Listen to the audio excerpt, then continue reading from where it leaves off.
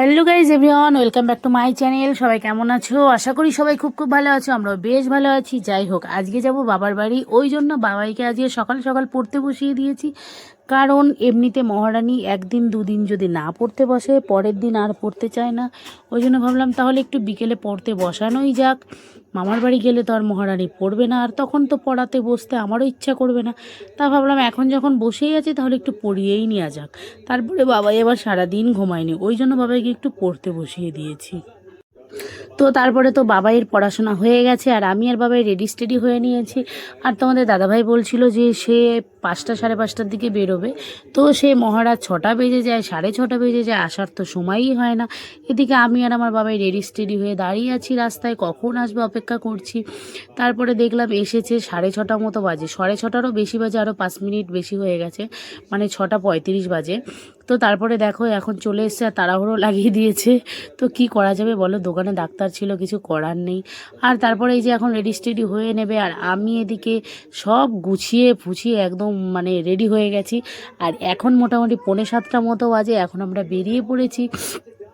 আর এই যে আমার শাশুড়ি মা দেখো আমার ব্যাগটা নিয়ে আমাকে আগিয়ে দেওয়ার জন্য দাঁড়িয়ে আছে। মা এদিকে নাক ডেকে ঘুমাচ্ছিল, তাই এখন উঠে পড়েছে। মাকে ডেকে নিয়ে আসলাম, চলো আমরা যাব, তুমি একটু আগিয়ে দিবা, তাড়াতাড়ি আসো। তাই মা এখানে ব্যাগটা নিয়ে দাঁড়িয়ে আছে। আর দেখো সন্ধ্যাও হয়ে গেছে জানো। তো ওই জন্য যেতে যেতে ভাবলাম মানে আমাদের এখান থেকে মিষ্টি নিয়ে যাব। আমাদের এখানকার মিষ্টিগুলো না কেমন বেশ চিনি চিনি, অতটা স্বাদ লাগে না। ওই জন্য ভাবলাম এখান থেকে নিয়ে যাওয়া যাক। আর আমার ভাই আমাদের বেথুয়ার মিষ্টি খুব ভালো খায়, ওই জন্য এখান থেকেই মিষ্টিটা নেওয়া। আর আজকে জানো একটা জিনিস আমি খুব খেয়াল করেছি, আজকে আমি 3খানা দোকানে গেছি, 3খানা দোকানে মিষ্টির দোকান পুরো ফাঁকা, একটাও মিষ্টি নেই। কেন জানি না, এরকম মানে ফার্স্ট টাইম আমার সাথে হলো আর কি। তো তারপরে এখানে এসছি, আর এই দেখো গাড়িতে কি হয়েছে বলো তো, একটা সমস্যা আমাদের সমস্যা সারা জীবন লেগেই আছে, আমাদের সমস্যা জীবনেও ঠিক হয় না, কপাল খারাপ হলে যা হয়। এই যে গাড়ির হেডলাইট একদম ওপরে, সেই জন্য তোমাদের দাদাভাই বলছে, আর এটা তো গ্রাম সাইড বুঝতেই পারো, রাস্তায় অত লাইট টাইট নেই, মানে লাইট ফাইট যাও আছে, আর মানে খুব গাছপালা, বুঝতেই পারছো অন্ধকার জায়গা, ওই জন্য ভালো করে দেখা যায় না, জন্য লাইটটা একদম উপরে উঠে যায়, তাই লাইটটা একটু নিচে নামিয়ে নিচ্ছিল। আর তারপরে দেখো আমরা অনেক কথা বলতে বলতে আমরা বাড়িতে চলে এসেছি। আর এই দেখো আমার পিসির ছেলে এত দুষ্টুমি করছে, মানে হাসি, বেশ সবাই আড্ডা মারছে, আর আমি ভিডিও করছি জন্য ক্যামেরার সামনে এসে আরও বদমাইশি করছে। আর সাথে আমার মেয়েও যোগদান দিয়েছে, দেখেছো, মানে এদের দুষ্টুমির শেষ নেই। তারপরে এই যে যার জন্য বাড়িতে আসা আর কি, মায়ের একমাত্র জামাই, সেই জামাই তো পিঠে খেতে খুব ভালোবাসে। না না, অন্য কোনো পিঠে না, সাজের পিঠে আর মাংস, ঠিক আছে। তো ওই জন্য মা বললো তাহলে সাজের পিঠে করব, তোরা আয়। যাই হোক, ওনার জামাইয়ের তো সময়ই নেই, দোকানে ডাক্তার থাকে বলে। যাই হোক, সে তো ভীষণ ব্যস্ত কাজের লোক। তারপরে অনেক বুঝিয়ে টুঝিয়ে আজকে একটু বললাম চলো চলো যাওয়া যাক। তারপরে তো তাকে তো জোর করে নিয়ে আসাই মানে হলো আর কি। সে তো কাজে ব্যস্ত মানুষ, ওর জন্য কোথাও যেতে চায় না, তাও আমি জোর করে নিয়ে এসেছি। আর তারপরে সেই মহারাজ এখানে এসে ফোন দেখতে স্টার্ট করে দিয়েছে। আর এই দেখো 2 কন্যা ফোন নিয়ে কাড়াকাড়ি লাগিয়ে দিয়েছে, একবার ছোট বোন সরাচ্ছে, একবার বড় বোন সরাচ্ছে, এই কাহিনী এদের চলছে, ঠেলাঠেলির পালা চলছে।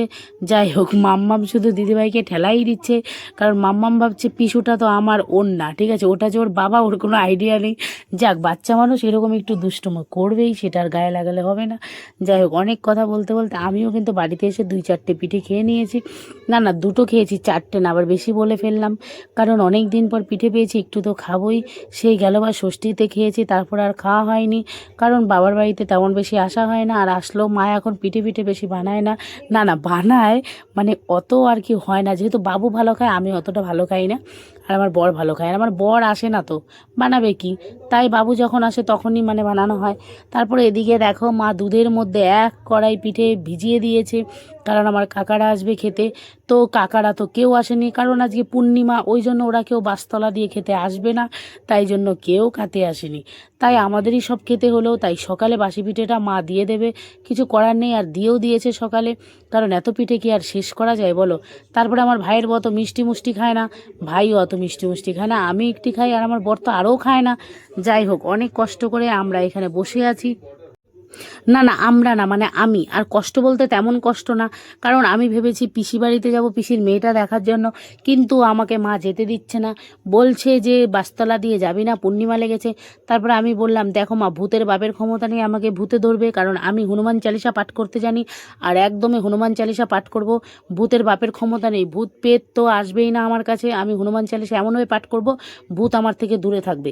তাই সেই অনেক কথা, মার কথার অবাধ্য হয়ে একমাত্র চলে আসলাম। জীবনে ফার্স্ট টাইম মায়ের কথার অবাধ্য হলাম।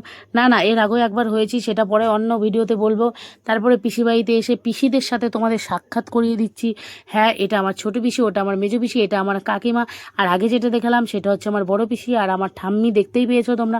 কাকিমা আমার মুখটা আটকে দিয়েছে, কারণ আমার কাকিমা লাজুক, ওই জন্য ভিডিওতে আসে না। আর তারপরে আমার বাবা এখানে এসে তো সেই লেভেলে দুষ্টুমি করে শুরু করে দিয়েছে, কারণ এখানে এসে মহারানী তার রিক মামা, বিকি মামা সবাইকে পেয়ে গেছে। আর এই যে সেই লেভেলের আনন্দ তোমরা দেখতেই পাচ্ছ, দেয়াল মানে সানের মধ্যে সব শুয়ে শুয়ে সেই লেভেলে আনন্দ। যাই হোক, আমিও একটু আনন্দ ফানন্দ করে চলে এসেছি বাড়িতে। বাড়িতে এসে জমিয়ে এখন মাটন চিকেন, তারপরে তোমার পিঠে খাচ্ছি। না না না, মাটন না, যাক ভুল বলে ফেলছি, আসলে মাথায় কাজ করে না ভিডিও এডিট করার সময়, তাই জন্য ভুলভাল বলে ফেলি, তোমরা কিছু মনে করো না প্লিজ, ক্ষমা করে দিও। হ্যাঁ, এটা ছিল চিকেন আর পিঠে, সিরিয়াসলি বলছি সেই টেস্টি হয়েছিল। আমার খাওয়ার লেভেলটা দেখতেই পাচ্ছ তোমরা।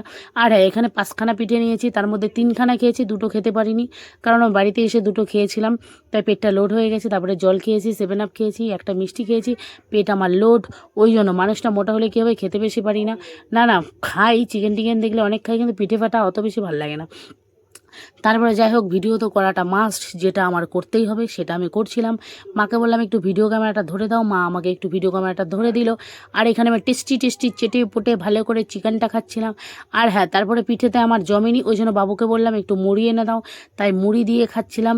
আর চিকেনের ঝোল একটু ঠান্ডা ঠান্ডা হলে আমার মুড়ি দিয়ে না সেই লাগে, সেই, বুঝতেই তো পারো বাঙালি মানুষ, ভাতে পেটুক আমরা, আমরা বাঙালি, আমাদের পেট দেখলেই বোঝা যায়। ওই জন্য আমি একটু মুড়ি খেয়ে নিলাম, কারণ যতই হোক ভাত, ভাত খেতে চেয়েছিলাম, মানে মা বলছিল ভাত দিয়ে খাবো, বললাম থাক ভাত আর খাবো না, পিঠে খেয়েছি 4-3টে মতো, আর তখন এসে 2টো খেয়েছিলাম সন্ধ্যাবেলা, এখন রাত হয়ে গেছে 9:30-10টা বাজে, তো একটু মুড়ি দিয়েই খাই।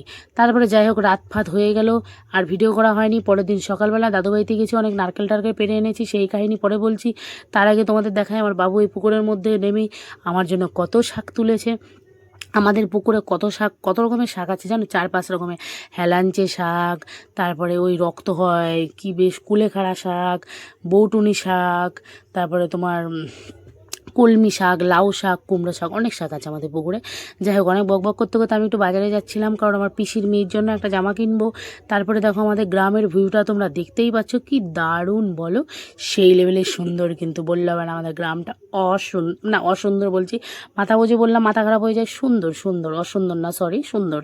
তো এই যে রাস্তাটা দেখতেই পাচ্ছ, ভীষণ পরিমাণে বৃষ্টি হয়েছে, তার মধ্যে আমরা বেরিয়ে পড়েছি দুইজনে, রাজরানী দুজন, আমরা চলে এসেছি আর কি। তো তারপরে এই দেখো আমাদের এখানে মন্দিরটা দেখে নিলা, কি দারুণ বলো, মন্দিরটা এটা মায়ের মন্দির জানো, এখানে হরিবল হরিবল সেই পুজোও হয়, মানে যে ডঙ্কা বাজায় না সেই পুজো। তো তারপরে যাই হোক, বাড়িতে এসে পড়েছি, বাড়িতে এসে মাকে বললাম নারকেলগুলো দাও আমি ছুলে নিই। তো নারকেলটা আমি, মানে বাবু 2টো ছুলে দিয়েছে, আর আমি একটা ছুলে নিলাম, আর একটা তো খাওয়া হয়ে গেছে, আর একটা আমি প্যাকিং করে নিয়ে নিয়েছি, আর একটা রেখে দিয়েছি, আর দাদুবাড়িতে একটা দিয়ে এসেছি। আর হ্যাঁ, নারকেল পাড়া ভিডিওটা দেখানো হয়নি, কারণ আমার দাদুবাড়ির গাছটা অনেক লম্বা ছিল, আর আমি ফোনটা নিয়ে যাইনি, তোমাদের দেখালে তোমরা অবাক হয়ে যেতা, কারণ অনেক বড় নারকেল গাছ ছিল। ভাই হলো বাঁশ দিয়ে, ঠেলা দিয়ে, খোঁচা দিয়ে আমাদের নারকেলগুলো পেরে দিয়েছে। আর নারকেলটা কীভাবে কেটেছি তোমরা দেখতে পাচ্ছ, আমি জানি এখানে অনেকেই আছে আমার যারা ভিডিও দেখে, তারা নারকেল কাটতে পারে না, ঠিক আছে, এটাই হচ্ছে সত্যি কথা। কিন্তু হ্যাঁ, আবার অনেকে বলবে আমি পারি, অনেকে আছে না, না পারলেও ন্যাকামো করে, আমি পারি, না গো, আমি তো সবই পারি। তারপরে যাই হোক, বাবাই তো নারকেলের জল খেতে খুব ভালোবাসে, ওই জন্য বাবাইকে নারকেলের জল দিয়ে দিলাম, আর যেটুকু জল ছিল আমি সেটা চুষে খেয়ে নিলাম, কারণ পুরো জলটা বাবাই খেতে পারবে না ওই জন্য। আর সত্যি কথা বলতে নারকেলের জলটা একদম বিচ্ছিরি ছিল, মিষ্টি ছিল না, ধোয়া ধোয়া ছিল, যাক সেটাই খেয়ে নিলাম, কারণ শরীরের পক্ষে উপকার, তোমরা তো জানোই। যাই হোক, আজকের মিনি ব্লগটি কেমন লাগলো অবশ্যই তোমরা জানিও, ভালো লাগলে একটা লাইক কমেন্ট শেয়ার করে দিও। দেখা হবে নেক্সট অন্য কোনো ব্লগে। সবাইকে অনেক অনেক অনেক অনেক অনেক অনেক অনেক টাটা, সবাই ভালো থেকো, কারণ এখন আমি বাবার বাড়ি থেকে চলে যাব, আর দেখা হবে অন্য